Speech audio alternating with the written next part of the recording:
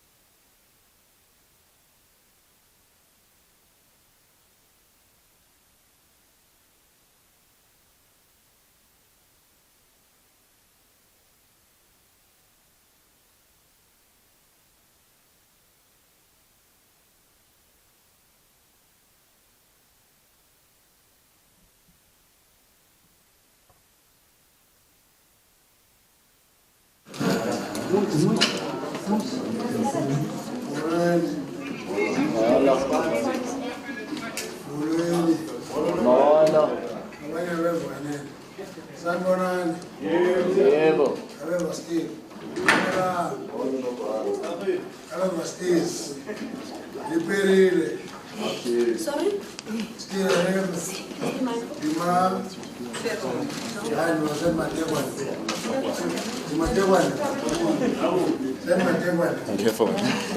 Good evening.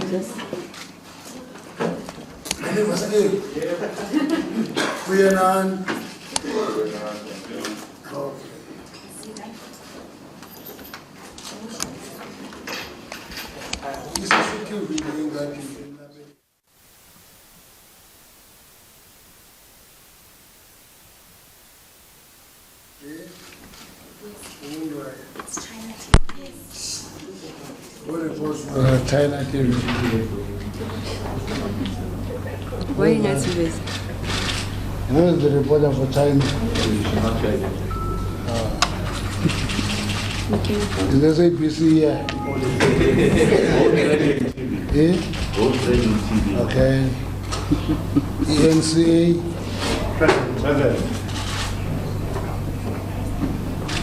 Okay. NN7. NN7. There you go. Oh, I think go to China. I need. Go to EFF. Fully account. CCTV. Okay. BBC.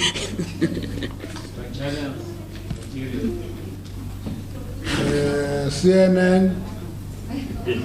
They asked for you to. CNN. There you go.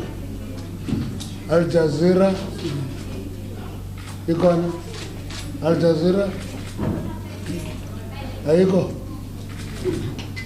CNN. I am there. Al Jazeera.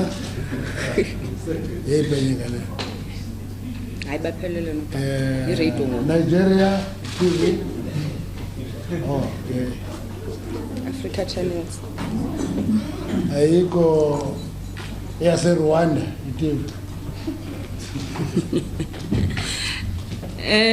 Good evening, ladies and gentlemen. My name is Nkandla Sangoni. I'm the acting communications manager for the ANC.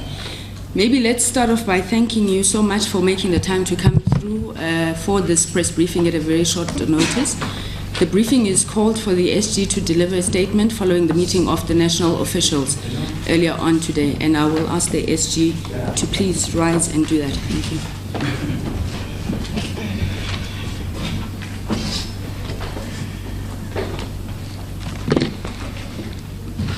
Thank you very much, Comrade Kusal. Thank you very much to the members of the media.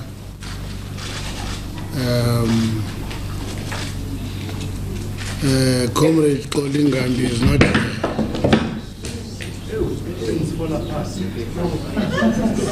here. That is ANC.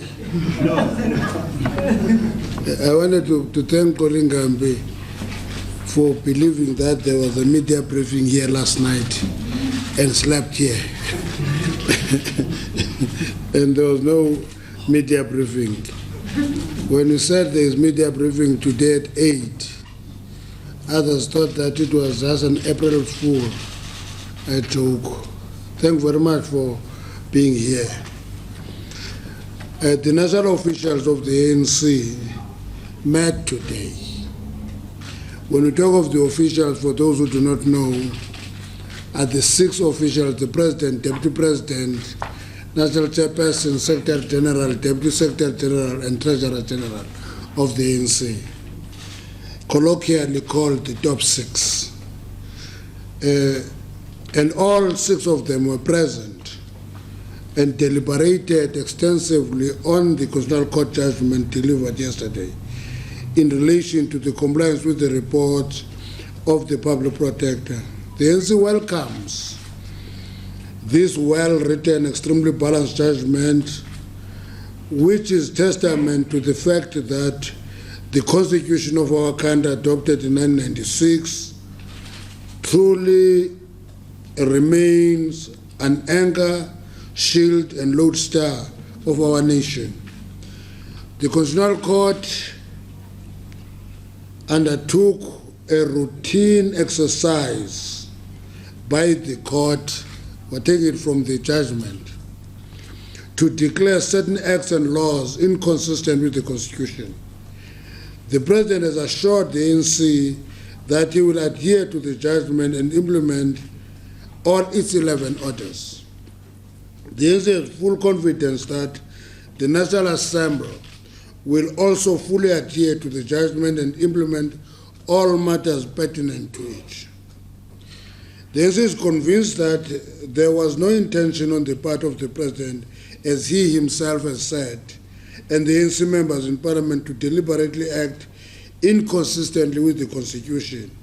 We have thus noted, welcome and appreciate the apology by the President to the nation this evening. To us, that was quite important that the President humbled himself and apologized to the nation. The ANC calls on all South Africans with an interest in this very important matter to first do the very basic thing: read and familiarize themselves with the judgment in order to understand the complexities that the Constitutional Court had dealt with, and the judgment dealt with the judgment, because of its balanced and comprehensive nature, does not give rise to the disproportionate reaction of the opposition parties, nor does it give rise to the call for impeachment. Our view is that there's overreaction on the part of the opposition parties. There is also an element of sensationalization of the judgment. The call for impeachment is nothing new, nor is it genuine. It is an ongoing election platform ploy resuscitated every single year by the opposition in the form of either a vote of no confidence or now the impeachment call. So from where we're seated, we are not surprised by the opposition calling for impeachment.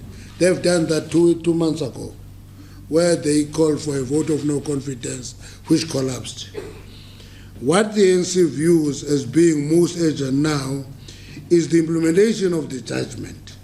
We welcome the clarity it provided on a number of issues, specifically the role of the public protector, the separation of powers, the right of Parliament to scrutinize the reports tabled to it, and of those with findings by the public protector against them, right to judicial review.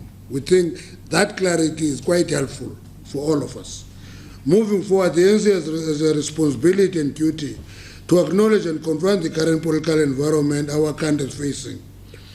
We are extremely weary of the attempts by the opposition parties and some section of our population who are eager for and encouraging the ANC to tear itself apart. You know, I listened to some leaders of the opposition parties saying to the ANC, do the right thing, fire Zuma. Basically, a call on the ANC to tear itself apart. That is how we understand that call by the opposition forces. And this is an antithesis to foundation of unity that the ANC and our country is built on, and will thus be uncompromisingly resisted by the ANC. We are not going to play to the gallery. We are not going to do what will make our opposition forces to the ANC happy. We are going to do what we think should be done and be able to engage with those who want to find solutions. The ANC extends an invitation to any sector of society which wishes to engage the ANC on this or any other matter. The ANC further appeals to all members and structures of the ANC, our alliance partners, and sectors of society interested in finding a solution to the challenges facing society to engage us rather than standing at a distance and shouting at each other. We don't think it is helpful that we all stand in our corners and shout at each other We must get our heads together, engage. If you want to engage us, we'll come. So any sector of society, be it the church, be it the media, be it the traditional leaders, be it anybody, we will be ready to engage any sector that wants to engage us on these matters. The Working Committee of the ANC shall hold an extended meeting on Monday, 4th April, to discuss the judgment, its implication, and the concerns of our people. We'll also be meeting with various sectors of society in the coming weeks. Members and supporters of the ANC and our country at large must regard the Constitutional Court judgment as the completion and the closure of what has been a long and difficult process for our nation. In a constitutional democracy such as ours, it is expected that when there are contesting views in society, our robust judiciary will be called upon as the final arbiter on all matters brought before it. This, therefore, is a victory for our young democracy and concrete expression that the systems we created to safeguard and promote our young democracy are alive and strong. We ask that our cadres must close ranks and focus their energies on serving the people of South Africa, delivering on their aspiration while uniting us around the common program to build a united and non-racial, non-sexist, democratic and prosperous society. Let me just add that, as we said, we'll be having an extended NWC meeting on Monday. An extended NWC meeting, for those who do not know what it means, is an NWC meeting open to all NSA members of the ANC to come. Number two, we will be talking to the political committee of the ANC in Parliament and caucus on Tuesday. And after that, we will be beginning a process of engaging provinces and regions of the ANC, and we'll meet our alliance partners, and in the process, meet the stakeholders who are interested in engaging the ANC on any of these matters. That is how prepared we are to engage on the matter. It's not a simple matter. It's not just a question of taking an emotional decision. It is about thinking through the issues, processing us. You are going to be bored by this approach on our part. We think that the responsibility of running an organization, and ironically that has become the governing party, is forcing us never to take decisions on our feet and just run on the basis of emotions. It imposes an obligation on us to deal with issues in detail. Thank you very much. Thank you very much, Comrade SG. We're going to take a round of questions. We're going to take 5 in this first round and then come back for a next round if there's follow-ups. If you could introduce your name, and I've noted you 1, Karina number 2, gentleman in front number 3, number 4. Is there another hand? Yes, sir, you're number 5. Thank you.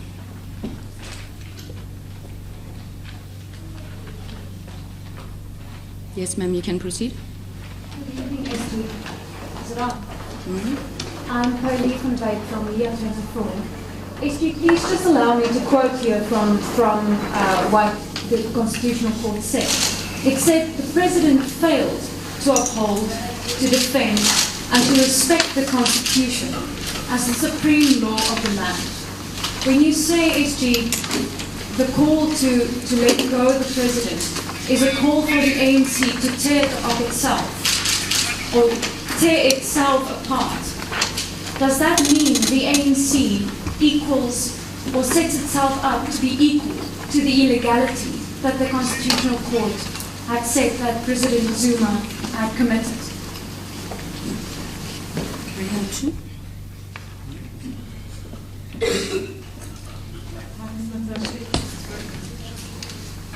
It's Karina Plessis, I'm here from London Guardian. I have 2 questions for you. The one question is, in the top 6 meeting today, Was there unanimity about the course of action, or was there a robust debate between the officials? There was unanimity. Okay, and my second question is, the Constitutional Court made some damning findings about Parliament. At some point it said what the members of Parliament did amounted to taking the law into their own hands. What action will there be in the ANC caucus? Because that implies that there should be some kind of action to either educate or discipline people.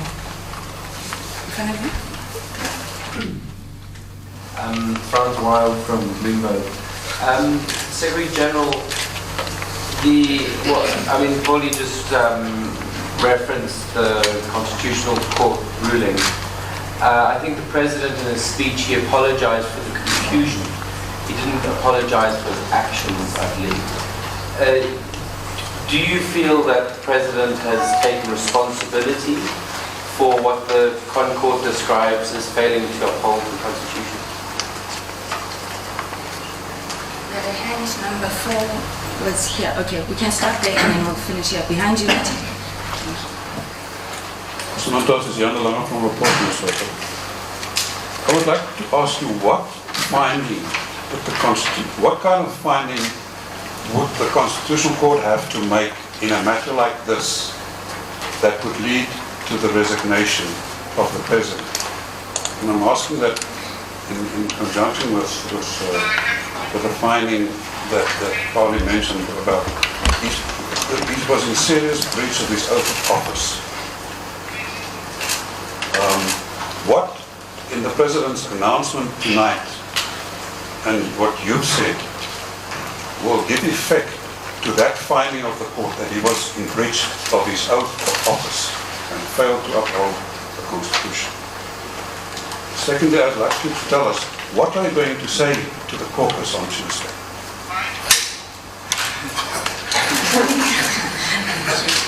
Use the microphone.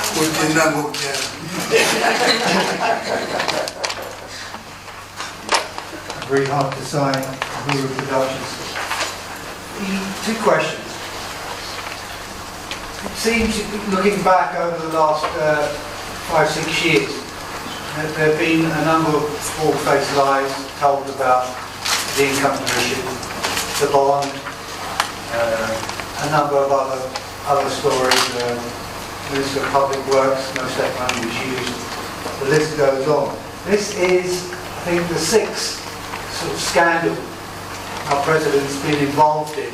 Seems a bit scandal prone. Will he be addressing the election manifesto launch in PE on the 16th of April? Thank you very much. No problem.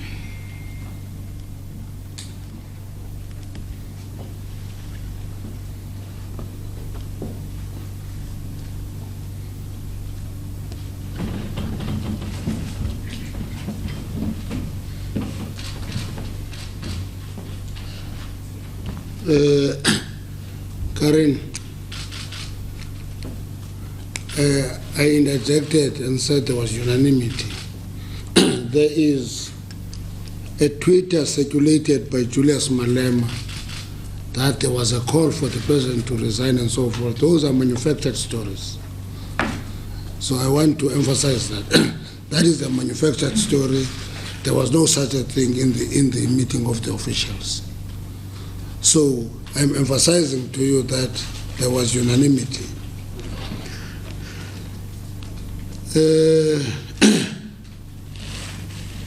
Is this a call? Let me explain two things. Here is an issue which is disputed in society, is taken to the apex court as the final arbiter. And the apex court settles the matter. It makes a determination. Then immediately people call for the ANC to fire its president. Okay. Now, many of you are old journalists. When I say you are calling for the ANC to tear itself apart, I would imagine that you will have witnessed our previous experience. That went with what you are calling for. So my own view is that opposition forces are making that call knowingly, that it is a call for the ANC to tear itself apart. And let me explain this further by saying it would be a sick organization which will take action because the main opposition party is calling for it, or EFF is calling for it, and other parties are calling for it. There's no party that works that way. Because if it works that way, there will be no party left. Now, what we want to do, that's why I'm giving you the program that we're going to follow. We are calling on all sectors of society that are unhappy to talk to us and engage us. Because when we sit across the table, we'll understand the thinking of these sectors of society. But when we all shout in the media, we'll never understand each other on this matter. So that's why the call is for sectors of society that are interested in engaging the ANC to come forward and engage us, talk to us directly. That includes the media. If the media want to talk to us, please come and engage with us. Whether you send a SANEF or any other structure in the media, we'll talk to that structure. Findings on Parliament. What will happen in the caucus? Somebody asked me, what will we say in the caucus? Strange. When we go to the caucus of the ANC, or we go to the NEC, or go to the NWC, or go to the National General Council or the Conference of the ANC, we don't go up and say, this is what we're going to say. The closest we come to is to say, these are the issues. When you go to a policy conference or the national conference, we circulate the document up front. But what is never circulated up front is the report to that structure. So a call for us to say, what will we say in the caucus, is actually daring, to say the least, because it is saying there is no ANC, tell us, we'll speak for you. We're saying on Tuesday we'll be talking to the caucus of the ANC on this matter. Now, if you want to understand the content of what we're going to the ANC, I think that is daring, to say the least. The President apologized to the nation on behalf of himself and government. And I think if there are people who want to dissect that apology further, it would make sense to actually engage the President further. I don't think he will close doors to the media. You can go and dissect that apology. We are comfortable with the fact that he has apologized. What finding will lead to the resignation of the President?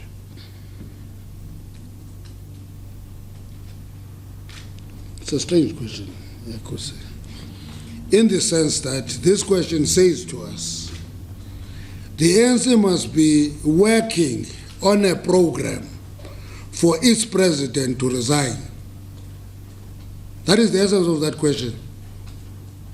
That the ANC must sit in its structures, work on a program for its president to resign. So I think it's a strange question from where I'm seated. What I'm saying, the EFF asked for a particular declaratory order. DA asked for a particular declaratory order. The court did not make that declaratory order. They asked specifically for particular declaratory order, which Senior Counsel Nkandla said that declaratory order that is asked for is in preparation for impeachment, and the court has not made that declaratory order. If that declaratory order was made as requested, maybe we would be having a different discussion. So it makes the distinction between that declaratory order and how far the court has gone. This is not consistent with this. That's not a declaratory order. They have not got the declaratory order, but they will actually articulate the judgment as if it has given that declaratory order, which it has not. Because if that declaratory was given, it would suit their program. Now it's not there. Lastly,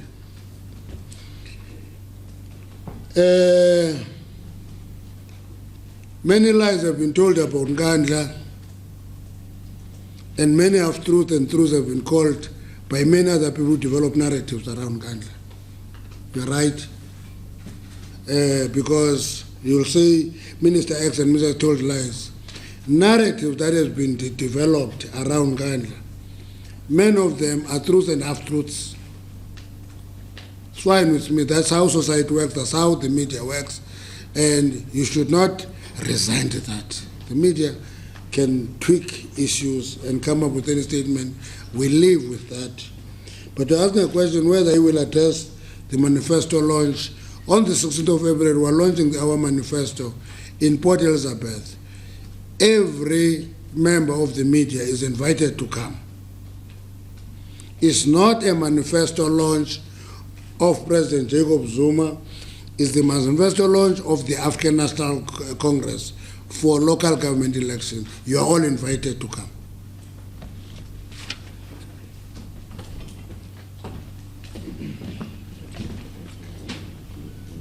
Yeah? We've done that. Take that next one. Okay, can I get new hands? Number 1, number 2, number 3, Tulasizwe, number 4, number 5 at the back, the gentleman at the back. If we do still have time, we'll come back for the other hands. We can start there, thank you. Okay, thank you. It's Kelvin Whitfield from Eyewitness News, SG. I'd just like to reflect on the political implications of this judgment, and I wanted to find out, as we go to the local government elections, has President Jacob Zuma's behavior as president become a liability for the ANC's efforts to win votes? And I want to find out another question. So there's analysis that says that Parliament should be dissolved because the MPs of Parliament have been found to have violated the Constitution, and therefore it is no longer a legitimate body. I'd just like to find out what the ANC's view is on that analysis. Thank you.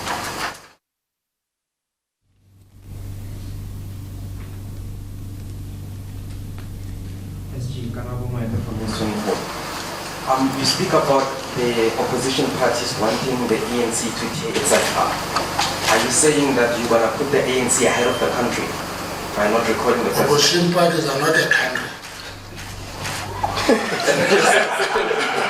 Opposition parties don't constitute a country. But continue. But secondly, you speak about half-truth and half-lies. Are you saying there was any untruthness in what the Constitutional Court judgment said? SG, I'm Pauline van Wyk from 24. Sorry, you did not answer my first question. We've heard a lot of focus on the opposition, SG, but I wanted to ask, does the ANC equals itself, does it approve the illegal conduct, the violation of the Constitution? SG, and then I have a second question. Pauline, can you respect also the processes of the press briefing? You have not been noted. I'm just wanting to ask a question that wasn't answered. You are not noted. I said we would come back, please. If it was the Parliament would say, you are not.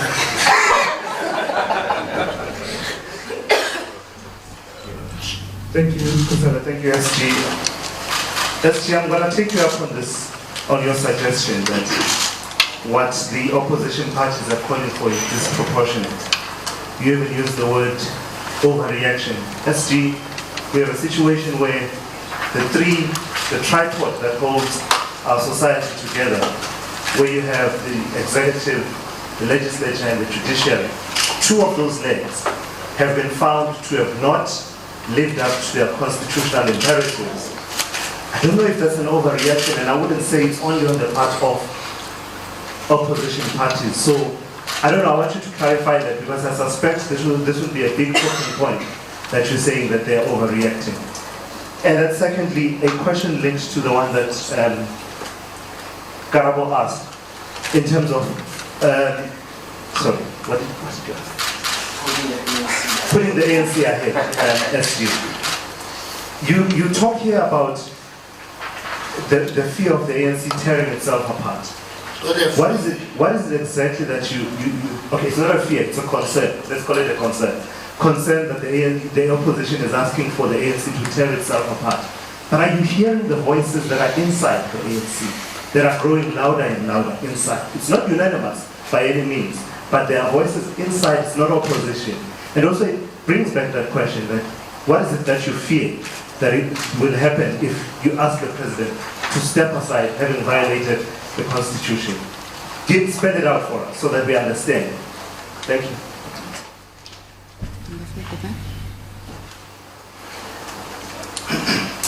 SG Tabiso from the Independent Newspapers. The first question is, did the national officials, perhaps besides the opposition voices, also discuss the voices of those ANC stalwarts that have also come out and spoken quite loudly about the need for the president to be recalled or to be asked to step down?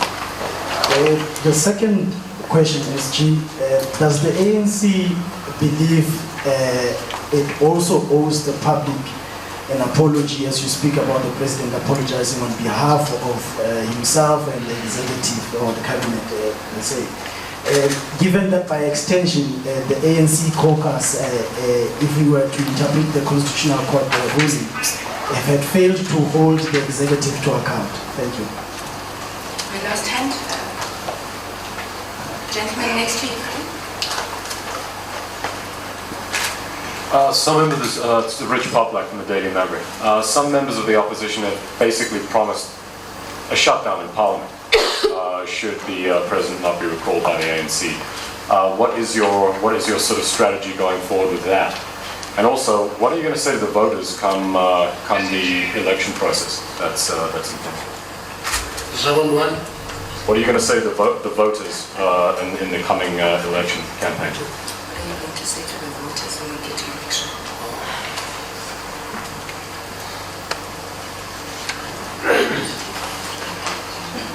Let me answer.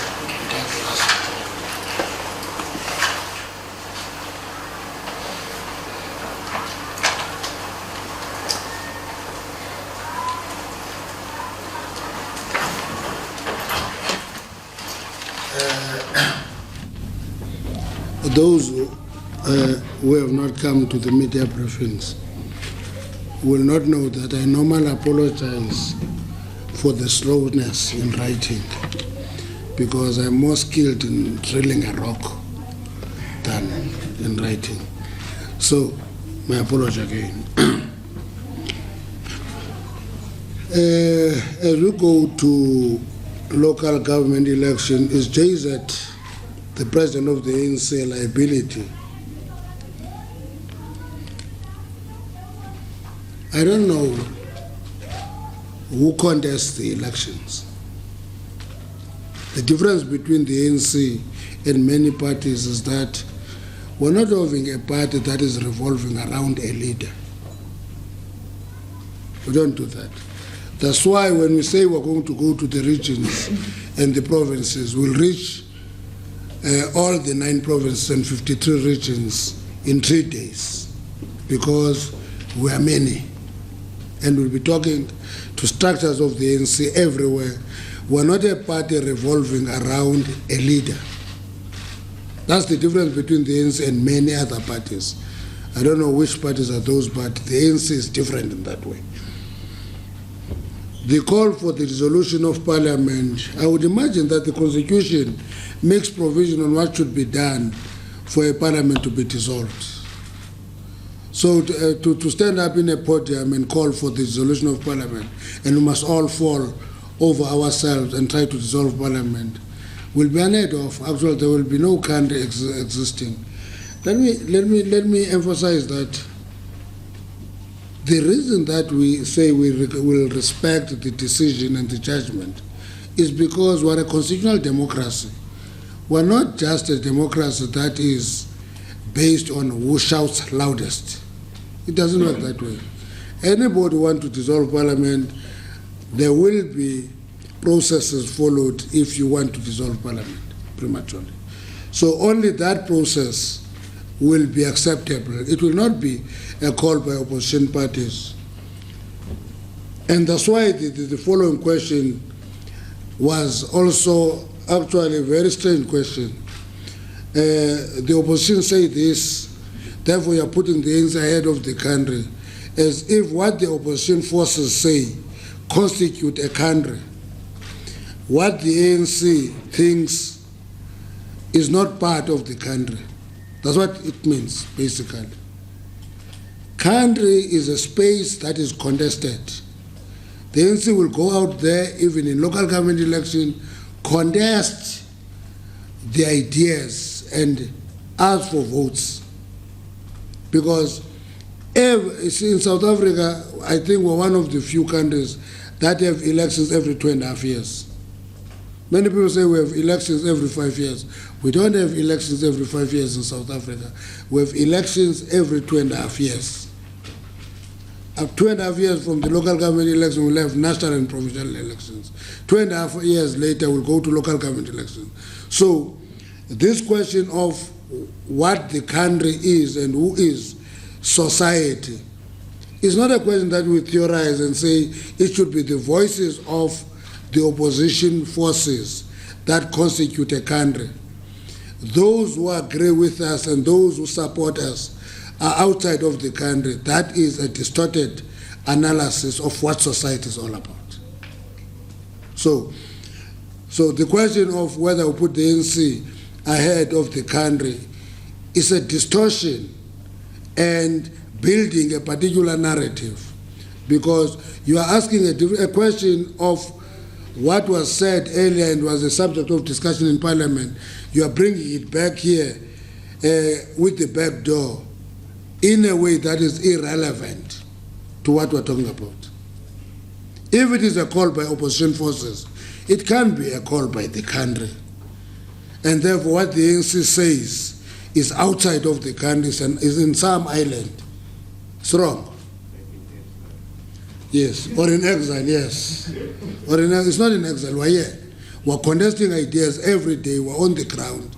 We meet the opposition forces on the ground, and that will continue forever as long as we're having a democratic process that is based on party political contestation. Opposition parties disproportionate. You see, Tula says, if these arms of government would be dissolved on the basis of incidents, there are no arms of incidents. For example, let's take an example on the issue we're talking about.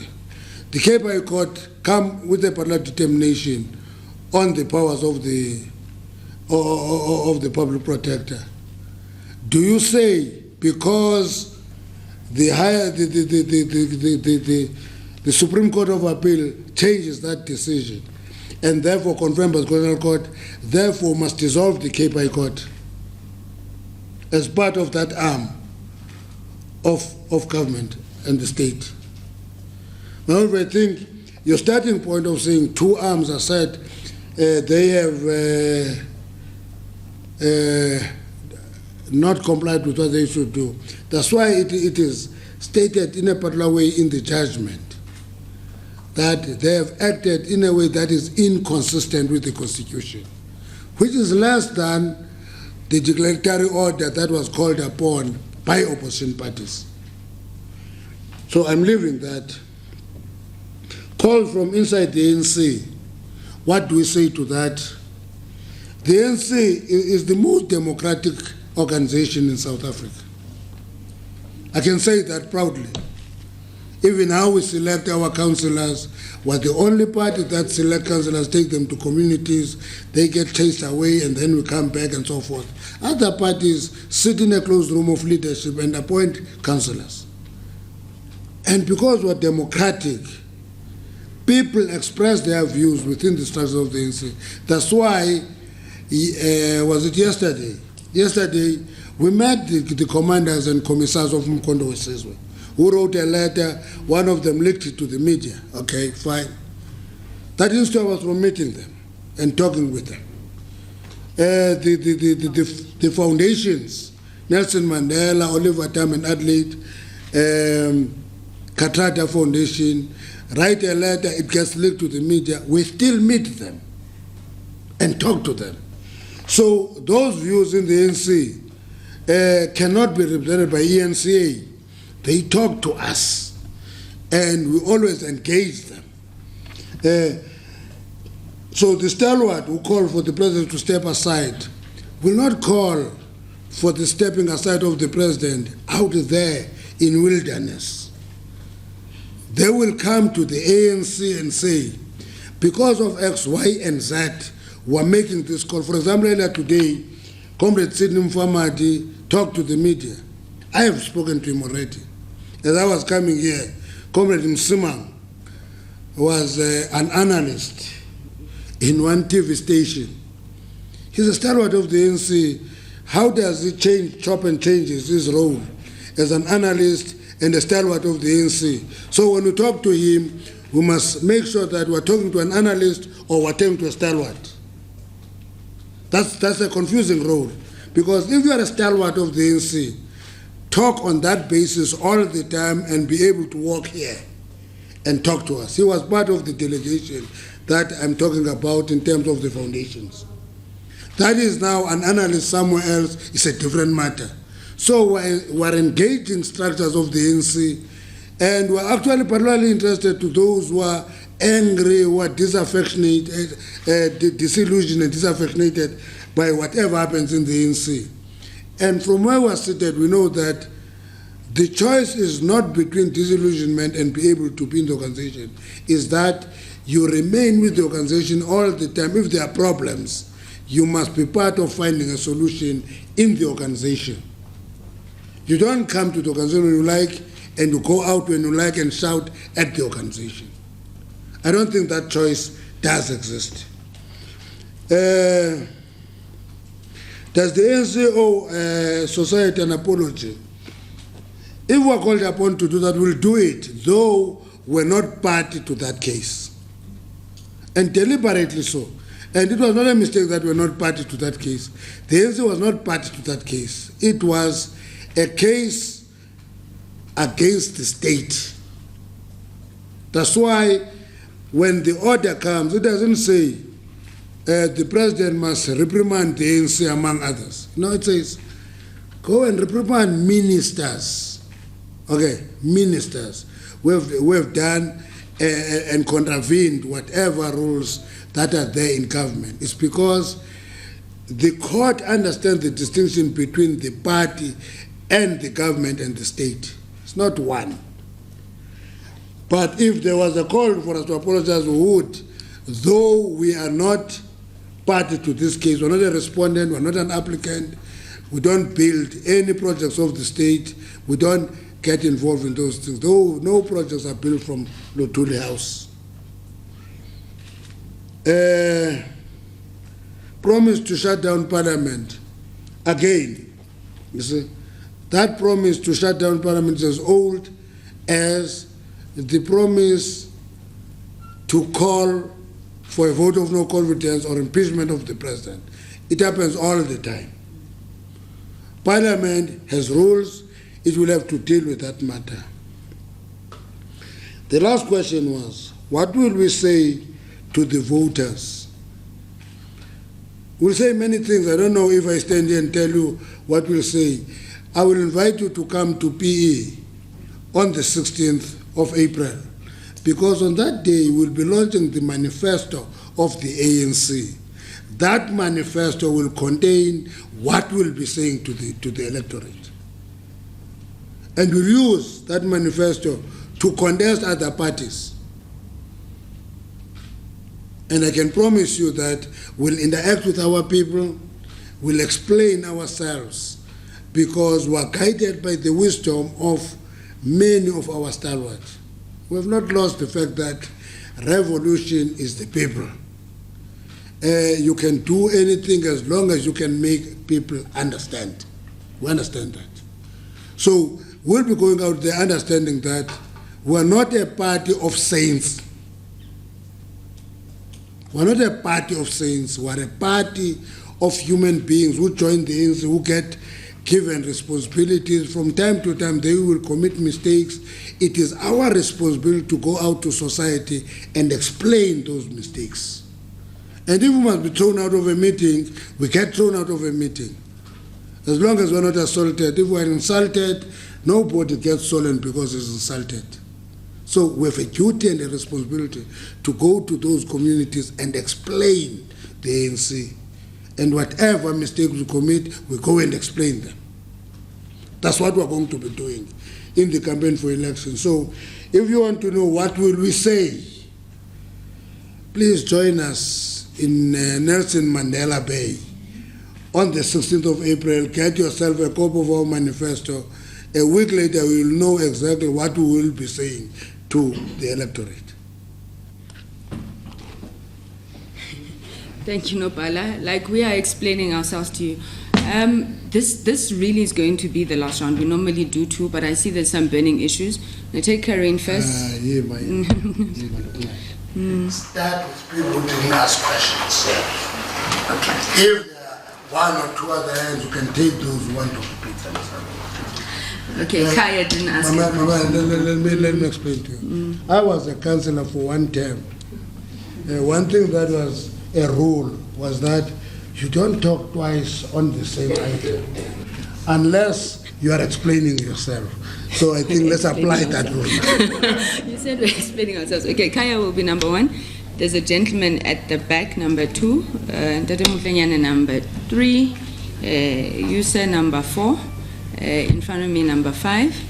I will take user number six. Yes. There's four. We're not going to finish. Okay, we'll take all hands, ne? And those are going to be the last hands. So number 6, number 7, number 8, number 9, number 10. Please. And then please, can we leave it at that? Please, Kusei. Thank you. It's late in the day. Number 1 was Kaya. Hi, good evening to you, Mr. SG. It's Kaya here from KFM News. Mr. SG, some opposition parties have been calling for a so-called uprising. For example, the EFF leader, Julius Malema, said they will take to the streets indefinitely. What's the ANC's take on that? Obviously, people might be agitated over the issue. And just another quick question. There are calls for a cabinet reshuffle in light of some ministers who might have contravened the laws. Thank you. Can I please make a request that you don't ask a question that has already been asked? My name is Nkandla from SABC SG. Which is my first question. But just give us an update as to whether some of the senior ANC members I have responded to have needed a call for to come forward and make statements regarding the recent allegations that they were offered positions by the group referendum. Number 3.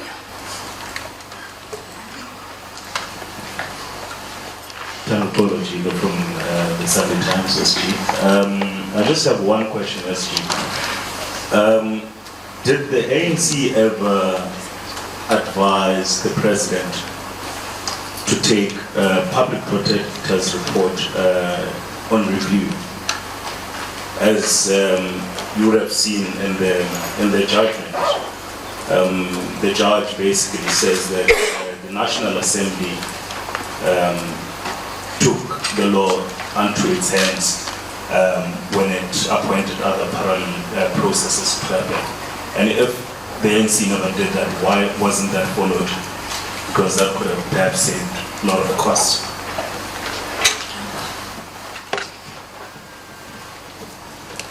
Karaule Sata, CNBC Africa. SG, the president in his apology also apologized for how long the whole matter dragged out for. I would like to know how the ANC feels about how long this matter has dragged on for. And just as an add-on to the question, do you have full confidence in the president's ability to understand and interpret the Constitution. Okay.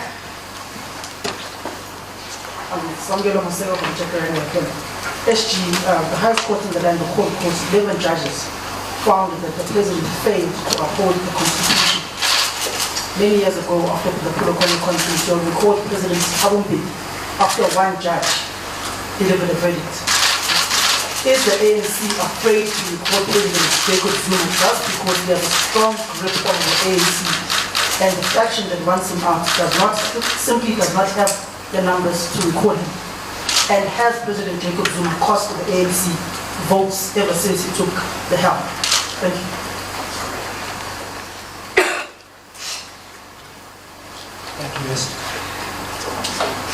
Thank you, SG and Priscilla. My name is Moses Moy from the Inner City Basin. One of my questions has been asked. I just want to ask, is Jacob Zuma above the ANC? Has he become bigger than the ANC? We've seen a lot of scandals around him, and the ANC has not even taken one of the issues to a disciplinary committee of the ANC. Does this decision by the Constitutional Court not constitute Jacob Zuma being taken to a disciplinary committee of the ANC? Thank you.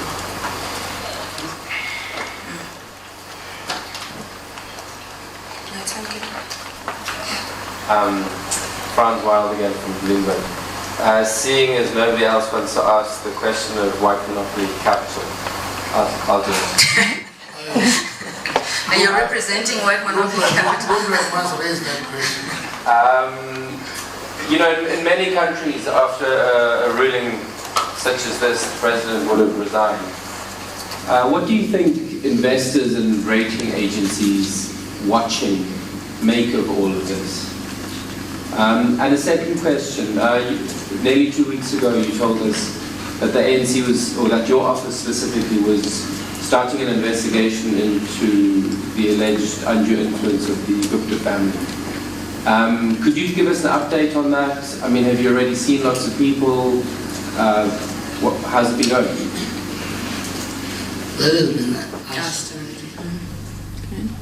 See you again. Thanks for being nice, Priscilla. Appreciate it. Two questions. One question's kind of been asked, but I was one of those veteran journalists who were around in 2008 when the ANC recalled former President Mbeki on the basis of a judgment which some said was less severe than this judgment. Is it experience or inconsistency that the ANC is so readily accepting apologies now? And another question, South Africa's got one of the most vibrant democracies in the world, and we've seen that in the world and in the continent. And we've seen that with the judgment yesterday. What example is the ANC, as the oldest liberation organization on the continent, what example do you think the ANC is setting to the rest of the continent?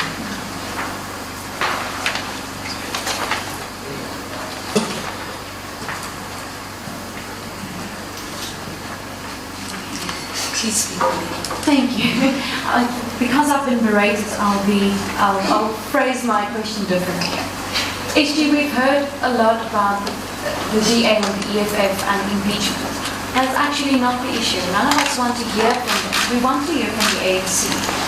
And I'll quote again from the Constitution. The President may have followed the wrong legal advice, but that does not detract from the illegality of the actions. And maybe to add on to Karim's question, by not acting against President Zuma, what does that say about the ANC? What does not acting against the President say about the top six? And what does that say of the ANC's view of the Constitution, which it fought for by itself? Okay, I think that's the penultimate hand. All right, yes, Ian? No, Julius, no. Sure. No, Julius, you're not taking brainwave. The lady in the red and white. It's the lady in the red and white, no bad. Hi. I want to know your hands. Nah. I can see you. Hi, Claudia Cipriani from Then I'm missing season. Yes, Claudia Cipriani from Carte Blanche. I just have a quick question, so it's really a follow-on. The judgment was an indictment on the president, and so I just want to be clear is the ANC leadership, especially the top 5, are you saying... No, the top 5. We are 6. There's 6 of you, but the 5 that joined the meeting. We are 6. Okay, the top 6. Is the top 6 satisfied that the president, who was found to have been inconsistent with the very constitution that was meant to protect, that he is still fit to lead the Republic of South Africa? Is that what we're saying? Okay. You were the last time, yes. Would the ANC consider, given the grave nature of this judgment, calling for a snap election alongside the local elections, having national, provincial and local elections to restore faith in the National Assembly and the Executive? The other point which I'd like to take you up on is the role of the ANC, the Luthuli House, your office in particular, in regard of this justification that you've made of using the majority in the House to push through things rather than the criticism that comes from within your own ranks, the strength, the moral strength or superiority of your argument. And that if you did accept that was a failing on the part of the legislature, in particular your MPs, would you then not believe that the nation deserves an apology from the ANC? That's it, okay.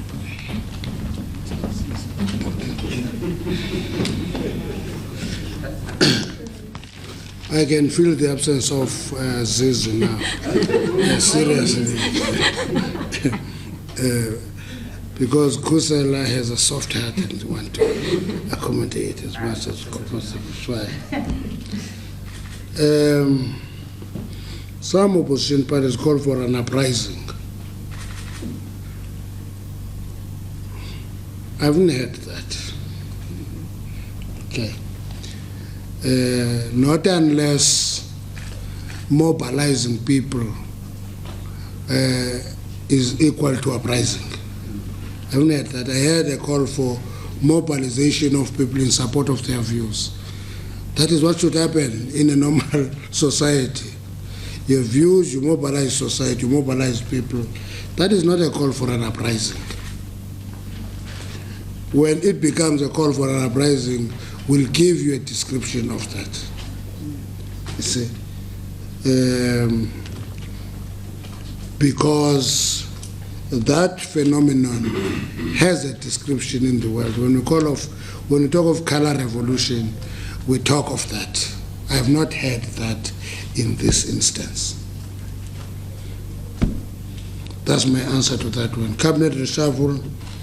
Cabinet reshuffle is not called upon in the streets. It is done in a particular way when you reshuffle cabinet. And I think that is a tested way of cabinet reshuffles. Let's not invent new ways. Otherwise, if we can do that, ministers will be very vulnerable in the sense that in the execution of their work, they will trample people on the wrong side. Then that person can call for the reshuffle and then people get reshuffled. It should not go that way. Have the members of the ANC responded to the call on the Gupta saga? You want an update? Somebody else want an update on that? We have not called this meeting for that. This briefing is not for that. It is for the judgment. But I can also give you an answer in few words. People are responding. Full stop. Don't ask for an update. Why should we give an update to you when we are given a task by the National Executive Committee of the ANC? Before we report to that structure, we give an update to the media. But the only thing that I can say is that people do respond. Okay.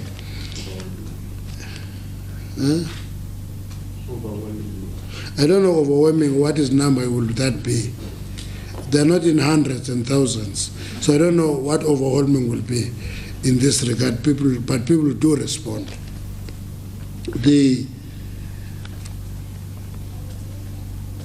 Did the ANC ever advise the president to take the report on review? That is not what the ANC advised the president on. What we raised at a particular point, in advice to our caucus, we said, listen, there are two reports from two institutions of the state, one from the Ministerial Committee and one from the Public Protector. The only way you can actually reconcile these two is by taking it on review, and that is through the judiciary. Now, you see, when you say that as the ANC, Parliament is its own process, it will take its own processes. But that view came out of the ANC, that listen, not this report only. We said there are two reports. The body of the two reports is not different.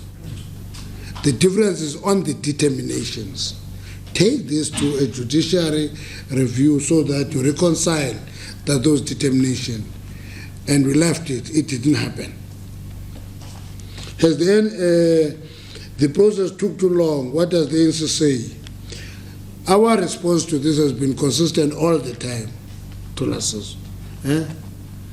That once processes are in institutions, the ANC will not poke its nose in those processes. We've been saying that all the time. Whether it is in Parliament, whether it is in court, whether it is in any other process that is institutional, we don't get there and interfere with that process. And we think that is a correct, principled position on the part of the ANC. If you say we should not do that, we should interfere, I can tell you we'll come back to a mid-development. You will be asking a question of why does the ANC run departments or ANC interfere with process in institutions? That is where we are. You know, when you are raising the question of one judge versus 11, I've read that over and over in many newspapers. Maybe you are the author of it. I don't know who wrote it. I've read it over and over. And my view is that that question is mischievous. Let me tell you how mischievous it is. I want to explain to you. Because you say, if the High Court sits, there is one judge, it becomes less of a court. Once there is a full bench, that becomes the court. And I think that is distortion of how the judiciary works. If one judge gives a judgment, that judgment must be respected. If a full bench gives a judgment, that judgment must be respected, because it is not the one judge or the 11 judges, it is the judiciary and the processes that go through that system. That must be respected. So that question from where I am is a mischievous question. Can I tell you, it's looking like what? Sometimes people say when they talk about the president, he has just been elected by few in the ANC. Therefore, he is not elected by a big number in the country. Mischievous. It's a party political system. If you want to change that, change it. Okay? Take the idea into the public discourse. Let South Africans debate it and change it. We go to constituency system, wipe up all the smaller parties, we will remain with 2-3 parties in Parliament. Fine. To me.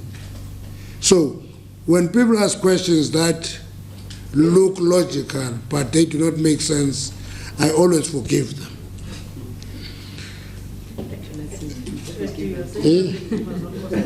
So you are actually forgiven. No, I can't figure no question. Problem you like running ahead of yourself. Don't run ahead of yourself. I'm answering your questions, question by question. Okay. You ask us whether Comrade Jacob has costed us votes. What I will never do, I said earlier, we are not a party that revolves around an individual leader. If there is a loss of votes, I cannot be exonerated as well. I'm part of that leadership collective. If we lose votes as that collective. Okay. Now, if you want to see it as a cost of President Zuma, then it means that we are part of that collective that is elected with Comrade Zuma. If votes are lost, we can't stand on the side and be clean and say the person who's in the dirty water is President Zuma. It can't be. It doesn't work that way. If we lose votes, we lose the votes as a collective. Okay. Now, is JZ above the ANC? He's not above the ANC, he's the leader of the ANC. I don't know where does the ANC sit and where does President Zuma sit. He's the president of the ANC. So he's not above the ANC, he's the leader of the ANC, alongside a collective of leadership. That's why in the ANC, because other people don't understand how the ANC works, you will have the 6 officials. They are not the final arbiters. They will be the National Working Committee, which meets every 2 weeks. There is the National Executive Committee, which is the highest decision-making structure between conferences.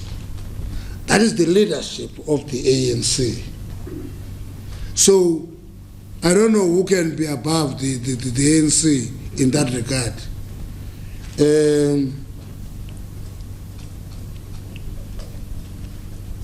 And if you say, why no action, I don't know what you understand of the processes within the ANC. You see sometimes the poetic license of writing gives you a right to talk about things that you basically don't understand, you have no clue about. But we can't take away that journalistic license from you. You write about things you do not know and try to be specialist in them. You see, that's why I'm giving you what we met at 6. On Monday we'll go to the NWC. Because we think that the issues that we're talking about are weighty, we make it extend and say every NEC member who can attend must attend. Because we believe in the collective wisdom of more brains in the African National Congress. And when we could deal with difficult issues, we move to that direction. And then that we make it extended NWCs because the next NEC is in May. So you can't wait for that NEC to deal with complex issues. You extend your NWC so that NEC members must come. Provinces can be represented. Then you are having access to a pool of leadership of the ANC to deal with a complex matter. So what we are telling you today is not the final word, you see. It's what we are going to take to that NWC. If the NWC is the right route to take, we'll continue with it, then proceed to the provinces and the regions. That's where we interact with the branches. That's how it works. White monopoly capital.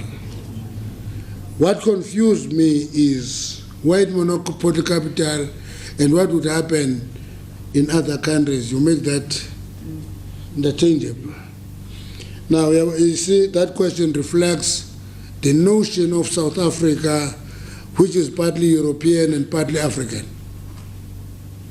That thinking still prevails today, where other people think that sometimes they say South Africa and the continent, as if we're somewhere and the continent stands somewhere else. And when people talk about some of these things, they must actually talk about experiences that are relevant. Let me give you an example.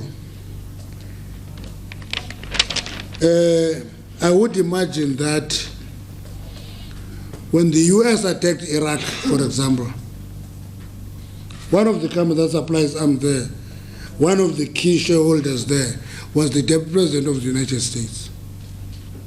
Okay. No noise was made about that because it is from a powerful country.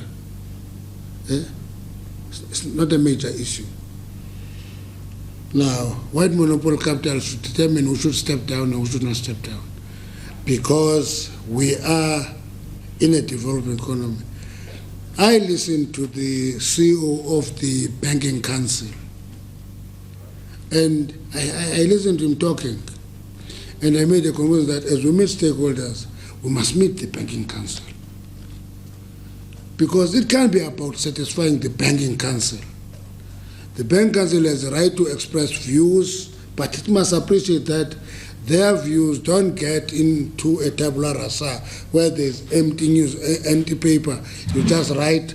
By the time the Banking Council has arrived, it will throw its ideas, they will be contested.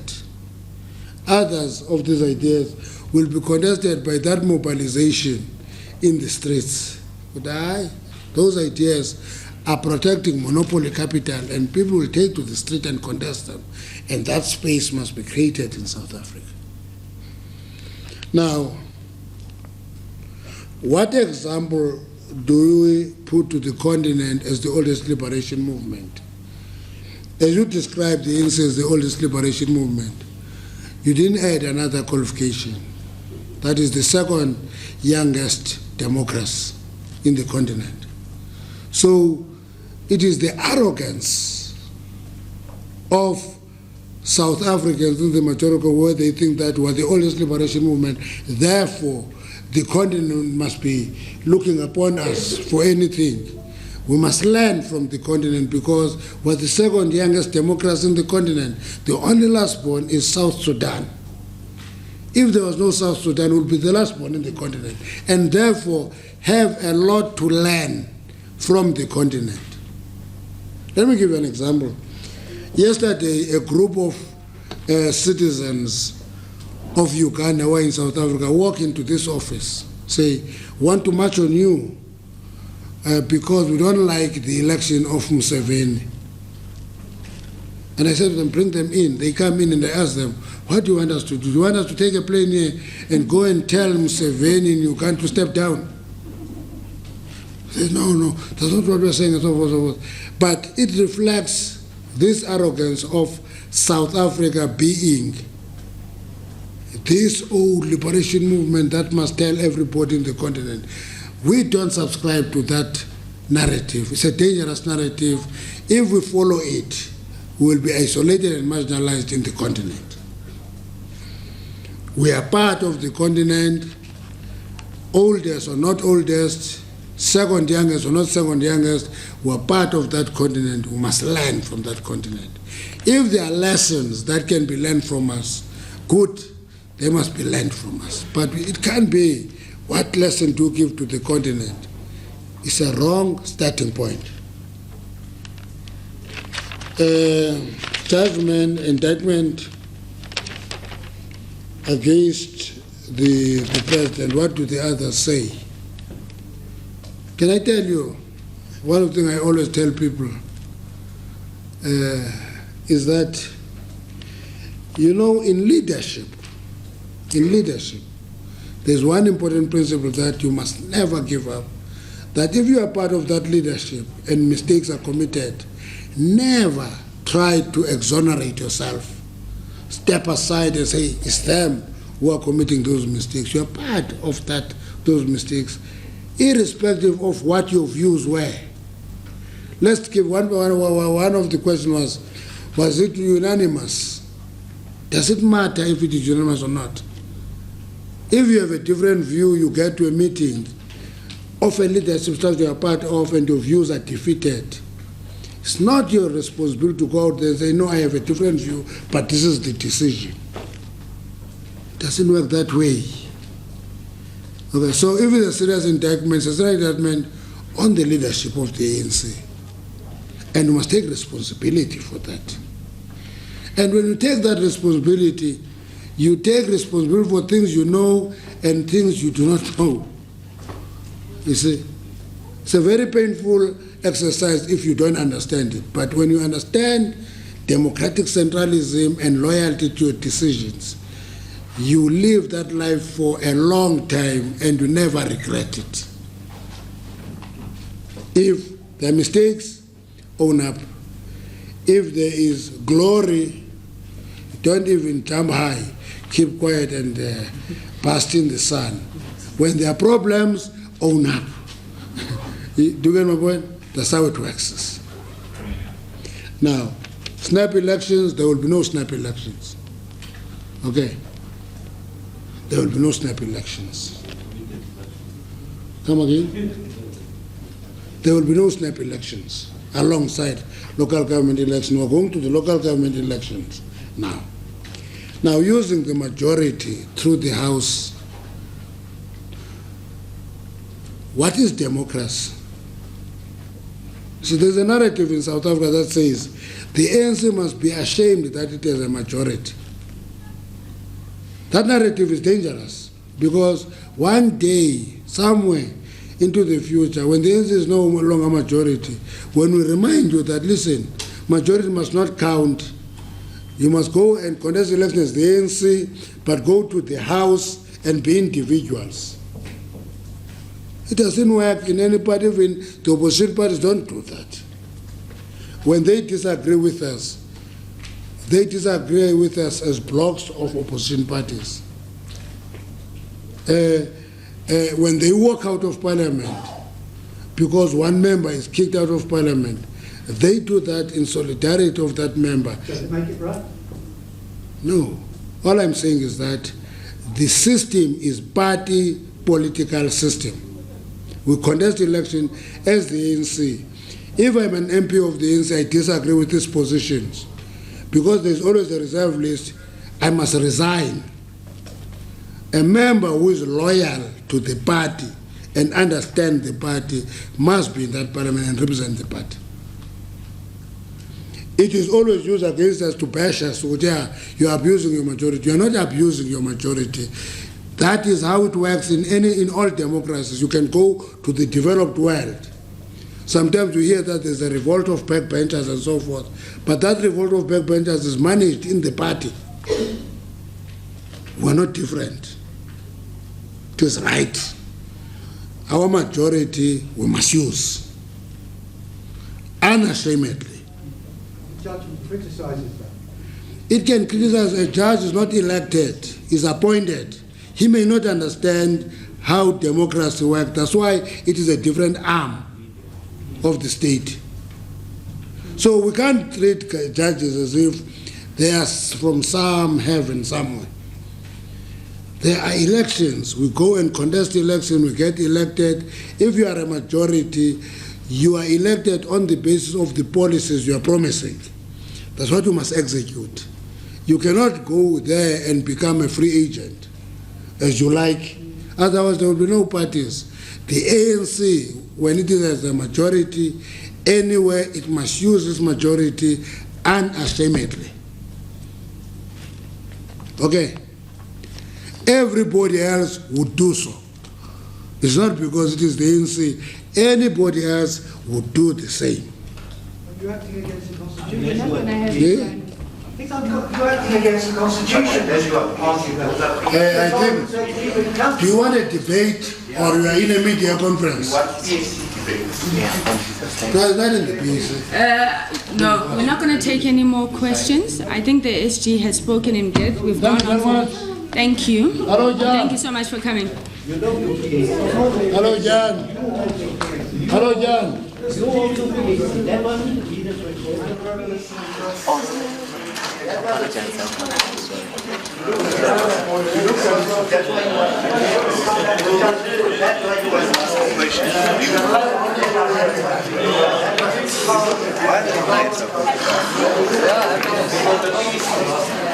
Yeah.